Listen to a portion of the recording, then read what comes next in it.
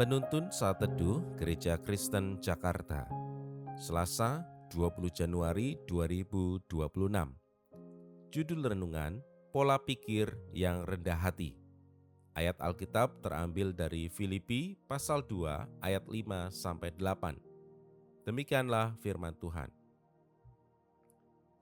Hendaklah kamu dalam hidupmu bersama menaruh pikiran dan perasaan yang terdapat juga dalam Kristus Yesus, yang walaupun dalam rupa Allah tidak menganggap kesetaraan dengan Allah itu sebagai milik yang harus dipertahankan, melainkan telah mengosongkan dirinya sendiri dan mengambil rupa seorang hamba dan menjadi sama dengan manusia. Dan dalam keadaan sebagai manusia, ia telah merendahkan dirinya dan taat sampai mati, bahkan sampai mati di kayu salib. Kerendahan hati bagaikan akar yang tersembunyi di bawah tanah, tidak terlihat namun menopang seluruh kehidupan pohon. Tanpa akar itu, pohon akan tumbang, sekuat apapun batangnya.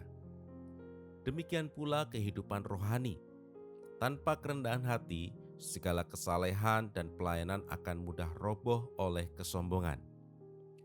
Paulus mengajak jemaat Filipi dan juga kita untuk memiliki pikiran yang sama seperti Kristus, yang rela merendahkan diri bukan karena lemah, melainkan karena kasih.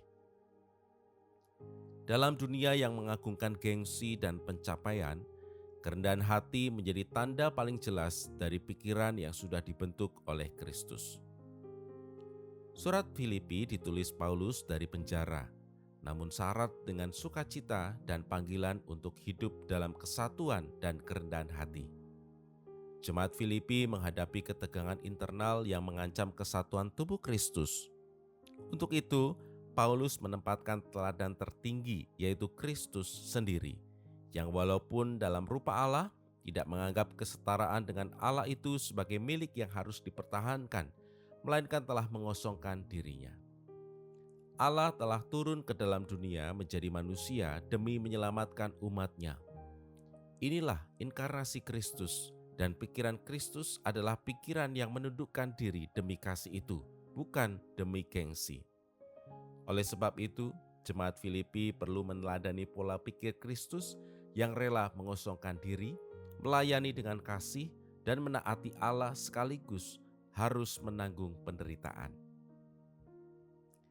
Karena Kristus telah merendahkan diri demi kasih, maka kita pun dipanggil untuk memiliki pola pikir yang sama, rendah hati, taat, dan rela melayani tanpa pamrih.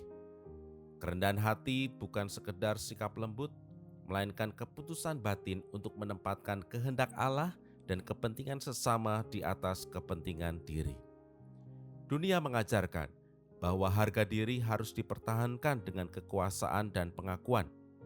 Tetapi Kristus menunjukkan jalan sebaliknya. Ia memuliakan Bapa melalui pengosongan diri.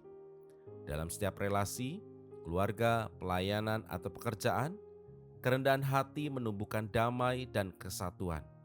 Ketika kita belajar berpikir seperti Kristus, kita berhenti mencari kehormatan bagi diri sendiri dan mulai menjadi saluran kasih bagi orang lain.